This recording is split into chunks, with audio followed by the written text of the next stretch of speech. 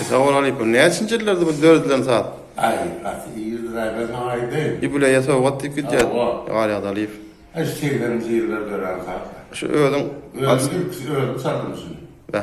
Onun anlamını uğrattım. Sonra beni yollaştan da. Ben aydım. 76. yılda Mehali Kağım 30. ayda dünürüm aydı da sağda. Ondan ben anlamını yollaşta oydular. Ay şu ben aydım da. Onun bir Moskva'da da yarı tayinladım da. O Moskva'da oraya tabi Halil Panzan'da Uslar'da ona zepadan dedim hali. Unutma, onun ayaktan hali. Mehli. Şuları yatırdık da. Yatırdıktan bir. Sonra tayinlamda şu ay şu 80'li yıllarda toğunun aralarında dönemlerler.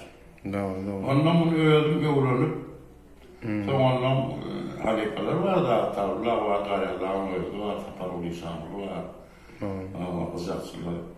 Sonra oralarında sonra bir İslam geldi. Yani etali kızaksılar sonra taparul İslamlı o gayalı atarlı.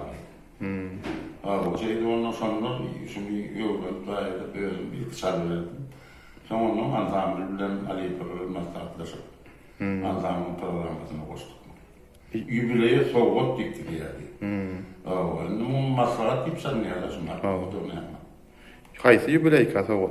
Yani o şunu neçe yıllığı da. Ay neme de o hatta yübiley rirak neme oluyor. O hatta Ali Pırır'ın plan ya yübiley değil yani yok da olsun. Yok kudurun hem sağlam sonra sor ilki hatalı Udavlarlandan onu bahsedin deyip etti de.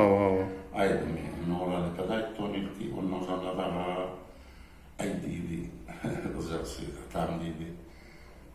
Mağda şehret dedi. Bar. Otuyor kabul.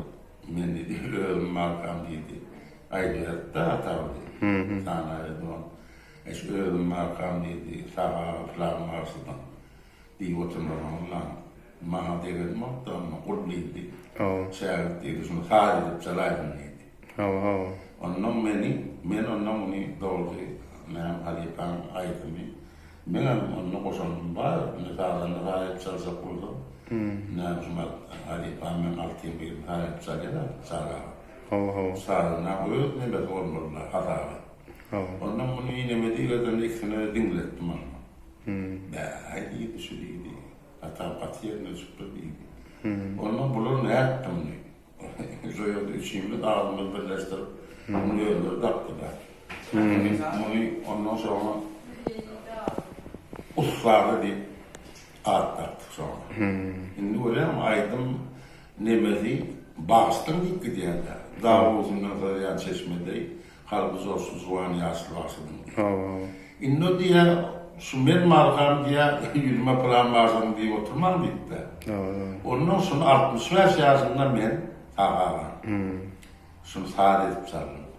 Şimdi şu yübileyi mağazına hiç çok oluyor. Sonra yaş yübileyi, plan yaşın yübileyi gitti diye daha yok doğru. Şimdi öyle yübileyi bir maskarat yokumda da. Ondan sonra onun ağzını ondan maskarat edip sonra mettiler.